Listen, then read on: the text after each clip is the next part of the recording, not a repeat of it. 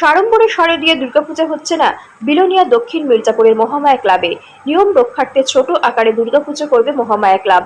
সংবাদ মাধ্যমের মুখোমুখি হয়ে জানান মহামায়া ক্লাব কর্তৃপক্ষ, বন্যার কারণে ক্ষতিগ্রস্ত মানুষদের কথা চিন্তা করে এই সিদ্ধান্ত বলে জানান।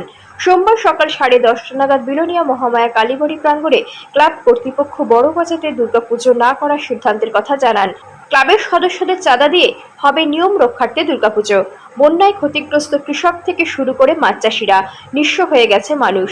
ফলে আগামী 5 থেকে 6 মাস আর্থিক বোঝা হয়ে দাঁড়াবে মানুষের ওপর।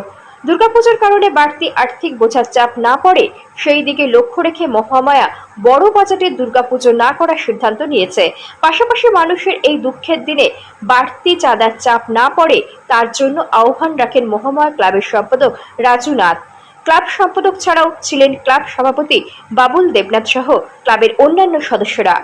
যে বর্তমান পরিস্থিতিতে ত্রিপুরা রাজ্যের যে ভয়াবহ প্রাকৃতিক বিপর্যয়ে নেমে এসছে, এতে প্রত্যেকটা মানুষ ক্ষতিগ্রস্ত হয়েছেন। কেউ সরাসরি হয়েছেন, কেউ প্রত্যক্ষভাবে হয়েছেন, কেউ বা আগামী দিনে ক্ষতিগ্রস্ত হওয়ার সম্মুখীন রয়েছে। তার কারণ সমস্ত কিছু নিঃশেষ হয়ে গেছে।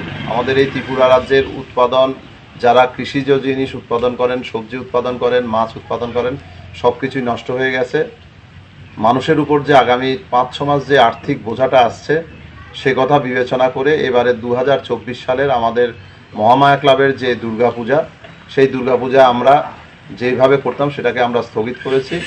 শুধুমাত্র নিয়ম রক্ষার জন্য আমরা ছোট্ট আকারে কারোর থেকে কোনো রকমের চাঁদা সংগ্রহ না করে নিজেরা ক্লাবের যারা এক্সিকিউটিভ মেম্বার সদস্যরা আছেন তাদের নিজেদের উদ্যোগে আমরা নিয়ম রক্ষার একটা পুজো মন্দিরের প্রাঙ্গণে আমরা করব।